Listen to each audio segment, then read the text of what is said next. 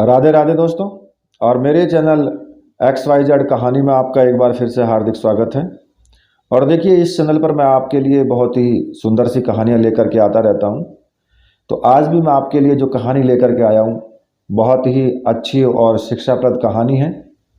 बहादुर राजकुमारी की कहानी है कि जिस बहादुर राजकुमारी ने अपने पति को बचाया परियों से।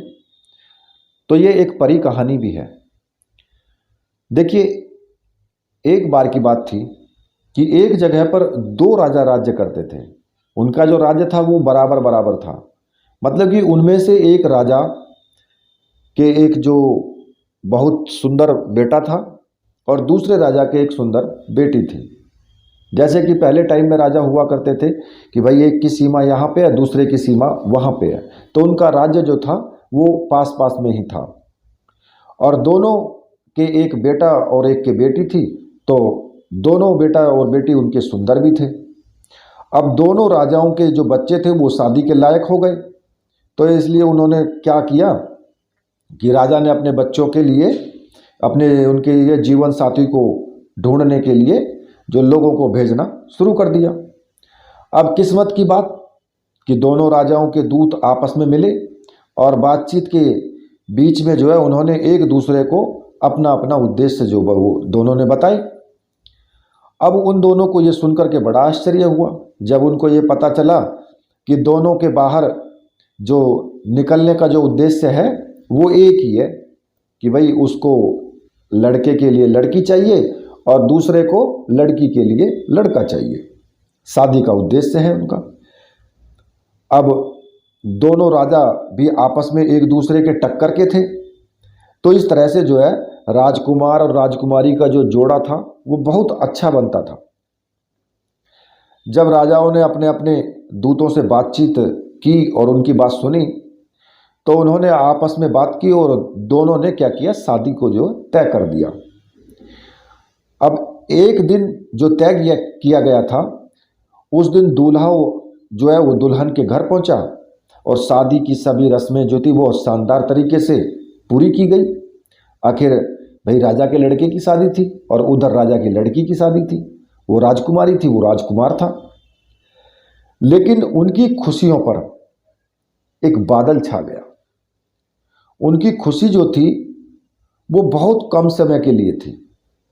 जब दूल्हा अपनी दुल्हन को लेकर के घर वापस लौट रहा था तो रात को क्या होता है कि पहले तो रास्ते में मतलब घोड़े बग्गी वगैरह यही चला करती थी।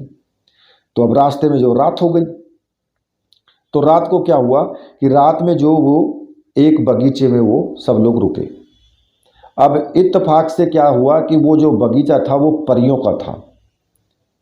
ये परी जो थी वहाँ रात को आया करती थी और उस रात जब वे वहाँ आई तो वहाँ पर राजकुमार को देख करके वो उन पर जो है मोहित हो गई और उससे प्रेम कर बैठी।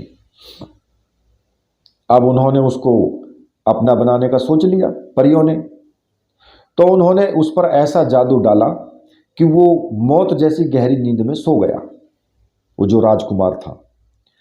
अब अगली सुबह जब राजकुमारी और दूसरे लोगों ने उसको उठाने की कोशिश की पर सब बेकार हो गया। वो राजकुमार को उठाएं लेकिन वो उठे ही नहीं। अब उन सबको लगा कि भाई वो तो मर गया। सो उन्होंने उसका दुख मनाया, उसके लिए सब रोए जैसे कि लोग जो किसी मरे हुए आदमी के लिए रोते हैं उसी प्रकार से, जिससे वे कभी बात भी नहीं कर पाएंगे। इस तरीके से वो रोए। अब उनके लिए ये बड़ी मुश्किल की घड़ी थी। तभी वहाँ पर क्या हुआ कि एक चिड़ा और एक चिड़िया दोनों आकर के वो बैठे एक पेड़ की डाल पर। और जहाँ लोग राजकुमार के लिए वो रो रहे थे उस जगह पर आकर के वो आपस में दोनों बात करने लगे। तो चिड़ा बोला कि इन लोगों को इस राजकुमार को दफन नहीं करना चाहिए। अब चिड़िया बोली कि क्यों? तो चिड़ा बोला कि क्योंकि ये अभी मरा नहीं है, शायद कुछ ही दिनों में जिंदा हो जाएगा। अब उनके जो ये शब्द थे वो राजकुमारी के कानों में अमृत की तरह पड़ गए उसने तुरंत ही ये हुक्म दिया कि राजकुमार के शरीर को वहीं पड़ा रहने दिया जाए जहां वो है, और उसने उन सबसे वादा किया कि वो इस हुक्म की वजह के उनको बाद में बताएगी कि किस लिए उन्होंने ऐसा आदेश दिया है। राजकुमारी ने मना कर दिया कि राजकुमार को यहीं पड़ा रहने दिया जाए और सभी लोग वहां से चले जाएं। अब इस हुक्म के बाद में राजकुमार के शरीर को उसी बगीचे में छोड़ दिया गया और बाकी सब लोग अपने अपने घरों को चले गए। और दुखी दुल्हन और उसकी तरफ के जो लोग थे वो उसकी तरफ चले गए, दूल्हे वाले जो थे वो दूल्हे वाले की तरफ चले गए। अब राजकुमारी के माता पिता को अपनी बदनसीब बेटी की बदकिस्मती की बात सुन करके बहुत दुख हुआ। राजकुमारी भी दिन रात रोती रहती, कोई चीज़ उसको कोई आराम नहीं दे पाती थी। हर पल वो राजकुमार के लौटने की बाट देखती रहती कि वो आएगा, राजकुमार लौट करके वापस आएगा। आखिर जब उसने अपना दुख उससे नहीं सहा गया तो उसने अपने पिता से महल छोड़ करके इधर उधर घूमने की इजाज़त मांगी कि भाई उसकी जहाँ भी इच्छा हो वो वहाँ पर चली जाए। हालांकि राजा उसको इस तरीके से जाने के लिए मना करता था, जाने तो नहीं देना चाहता था, पर उसने अपने मंत्रियों की सलाह पर उसको जाने की इजाज़त दे दी। अब मंत्रियों को भी विचार था कि अगर राजकुमारी इसी तरीके से यहाँ पर कुछ दिन और रही तो कहीं ये पागल ना हो जाए। सो उनकी सलाह पा करके जो है राजकुमारी बाहर घूमने के लिए चल दी। अब वो दुखी सी बेचारी चारों तरफ घूमने लगी। हर आने जाने वाले से वो पूछती रहती कि क्या तुमने कहीं राजकुमार को देखा है, क्या तुमने कहीं राजकुमार को देखा है। इस तरह घूमते घूमते राजकुमार के बारे में वो पूछते पूछते उसको जो है कई दिन बीत गए, पर उसको उसके बारे में कुछ नहीं पता लगा कि भाई राजकुमार वहाँ से आया कि नहीं आया। आखिर में उसे एक बूढ़ा आदमी मिला। उसने उससे भी यही पूछा कि क्या तुमने राजकुमार को कहीं देखा है। अब बूढ़ा व्यक्ति बोला कि मैं एक बगीचे के पास से गुजर रहा था, मैंने वहाँ ज़मीन पर एक बहुत सुंदर लड़के को सोते हुए देखा। अब मुझे ये देख करके बड़ा आश्चर्य हुआ कि उस नौजवान ने आराम करने के लिए ऐसी जगह क्यों चुनी वहाँ पर। सो मैं भी वहाँ पर कुछ देर रुक गया। मैं कुछ ही पल रुका था कि मैंने देखा कि कुछ परियां वहाँ पर आती हुई देखी। उन्होंने उसके सिर के नीचे एक जादू की छड़ी रखी, तो वो लड़का जो था वो उठ करके बैठा हो गया और उनसे बात करने लगा। और कुछ देर बाद उन परियों ने वो जादू की छड़ी उसके पैरों के नीचे रख दी, तो वो फिर से लेट गया और वो फिर सो गया। मैंने बस यही देखा, मेरी तो समझ में नहीं आया कि इसका मतलब क्या है। अब राजकुमारी बोली आश्चर्य से, क्या तुम मुझे उस बगीचे में ले जा सकते हो? अब वो नौजवान जहाँ पर सोया है, वो बूढ़ा बोला हाँ हाँ क्यों नहीं, मैं आपको लेकर के चलूँगा। और ये कह करके वो उस बगीचे की तरफ उसको लेकर के चला गया जहाँ वो राजकुमार सोया हुआ था। जब वे वहाँ पहुँचे तो राजकुमार का शरीर वहाँ दिखने में बेजान सा लग रहा था, ऐसे बिल्कुल एकदम मृत व्यक्ति का सा शरीर पड़ा हुआ था। राजकुमारी देखा कि भाई जादू की छड़ी अभी राजकुमार के पैरों के नीचे रखी हुई है। उसने तुरंत ही वो छड़ी निकाल करके राजकुमार के पैरों से निकाल करके और उसके सिर के नीचे रख दी। अब जैसा कि उसने बूढ़े ने बताया था, तो वो राजकुमार उठ करके बैठा हो गया। और उठते ही उसने राजकुमारी से पूछा कि तुम कौन हो। राजकुमारी बोली मैं तुम्हारी पत्नी हूँ, क्या तुम मुझे नहीं जानते? राजकुमार ने पूछा तुम यहाँ आई कैसे? राजकुमारी बोली इन बूढ़े बाबा की सहायता से। कहकर उसने उस बूढ़े की तरफ इशारा कर दिया जो डर के मारे कुछ दूरी पर खड़ा हुआ था। वो फिर बोली आओ उठो और जल्दी से इस भयानक जगह से कहीं दूर चलो। राजकुमार बोला अफसोस है मुझे इस बात का, मैं नहीं जा सकता। परियों को मेरे यहाँ न होने का बहुत जल्दी ही पता चल जाएगा। वे मेरे पीछे पीछे आकर के मुझे ढूंढ लेंगी और मुझे मार देंगी। अगर तुम मुझे प्यार करती हो तो ये छड़ी तुम मेरे पैरों के नीचे रख दो और यहाँ से चली जाओ। नहीं नहीं, ऐसा कभी नहीं हो सकता। राजकुमारी ने कहा कि ऐसा कभी नहीं हो सकता। राजकुमार बोला तो फिर ऐसा करो कि तुम इस पेड़ के खोखले जो तना है उसमें छिप जाओ, क्योंकि तुम यहाँ सुरक्षित नहीं हो, परियां यहाँ कभी भी आ सकती हैं। अब राजकुमारी ने वैसा ही किया। जैसे ही वो पेड़ के खोखले तने में जाकर के छिपी तो परियां वहाँ आ गई। उनमें से एक बोली कि ओहो, यहाँ किसी आदमी की खुशबू आ रही है। दूसरी बोली, लगता है यहाँ कोई आदमी आया है। कहकर दो तीन परियां उस आदमी की खोज में इधर उधर गई जो उनकी जगह देख करके गया था, पर उनको वहां पर कोई भी आदमी नहीं मिला।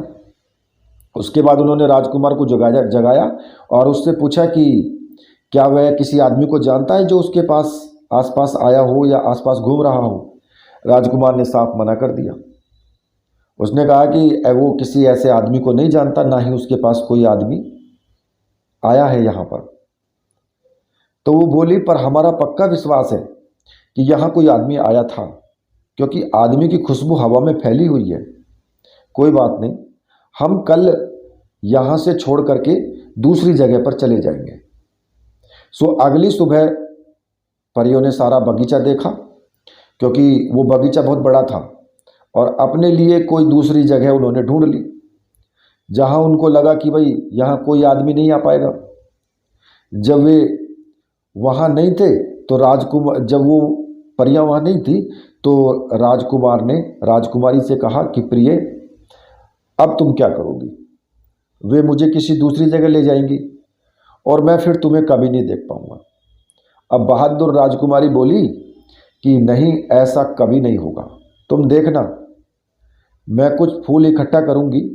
जब तुम यहाँ से जाओ तो इन फूलों को अपने पीछे पीछे बखेरते हुए चले जाना, तो मुझे पता लग जाएगा कि तुम कहाँ गए हो। अब ये कहकर राजकुमारी ने राजकुमार को एक खास किस्म के फूलों का जो एक गुलदस्ता सा दे दिया। राजकुमार ने उन फूलों को अपने कपड़ों में छिपा लिया और राजकुमारी फिर से अपने उसी पेड़ के तने, खोखले तने में जाकर के वो छिप गई। कुछ देर बाद परियां वहाँ फिर आई और उन्होंने राजकुमार को अपने पीछे पीछे चलने के लिए कहा। जब राजकुमार उनके पीछे जा रहा था तो वो फूल जो थे वो पीछे की तरफ फेंकता हुआ जा रहा था। अब अगले दिन राजकुमारी उन फूलों के सहारे चलती गई जब तक कि वो एक बहुत बड़ी और शानदार बिल्डिंग के पास नहीं आ गई, जो एक महल की तरह लग रही थी। यहाँ पर आकर के वो फूल रुक गए। राजकुमारी ने सोचा कि इसी महल के अंदर राजकुमार है। यह एक देव का घर था और जिसने परियों को बहुत तरह तरह के जादू सिखा रखे थे। अब राजकुमारी बिना किसी डर के उस महल के अंदर चली गई। उसने देखा कि वहाँ अंदर न तो कोई नहीं था, तो जब वो वहाँ ने देखा कि भाई यहाँ पर कोई भी नहीं है, तो वो सस्ताने के लिए एक छोटे से स्टूल पर बैठ गई। करीब 1 घंटे के बाद वहाँ एक देव आया और उसने राजकुमारी को देखकर उसने सोचा कि शायद वह उसकी बेटी है, और उसको एक दूसरा जो देव जबरदस्ती उठा करके ले गया था उसकी बेटी को। अब वो उसकी तरफ दौड़ता हुआ बोला, ओ मेरी बेटी, मेरी प्यारी बेटी, तुम वापस कैसे आ गई? उस नीच से तुम कैसे बच पाई? अब राजकुमारी ने तुरंत ही हालात का अंदाज़ा लगा लिया और वो बोली कि जब वो सो रहा था पिताजी, तब मैं वहाँ से भाग निकली। अब कुछ समय तक राजकुमारी देव के पास रही। वहाँ उसको देव और परियां, देव की जो बेटी ही समझते थी, वो सब परी भी जो वहाँ परी थी, और वहाँ पर जो भी वो चाहती वो करती थी और जहाँ चाहती वहाँ चली जाती। उसकी प्रार्थना पर देव ने उसे कई प्रकार के जादू भी सिखा दिए थे, जैसे किसी आदमी को मरा हुआ कैसे दिखना, या फिर कैसे उसे जिंदा करना, छिपी हुई चीज़ों का कैसे पता लगाना। इस तरह के बहुत से जादू उस देव ने राजकुमारी को सिखा दिए। अब एक दिन उसने अपनी ताकत से ये पता लगा लिया कि राजकुमार एक परी के कान के बुंदे में छिपा हुआ है।